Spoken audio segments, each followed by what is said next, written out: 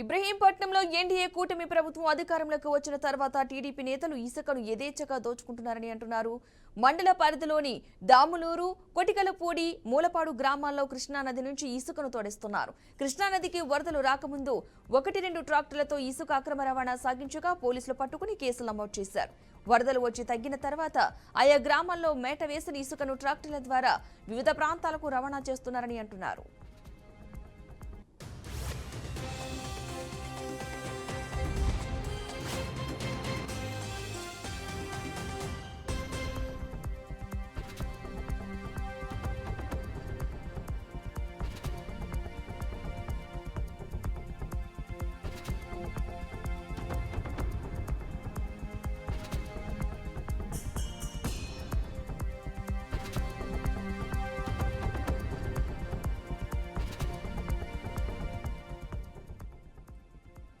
దాములూరులో TDP నాయకుడు tractor కు 1000 రూపాయలు వసూలు చేస్తున్నట్లుగా చెబుతున్నారు.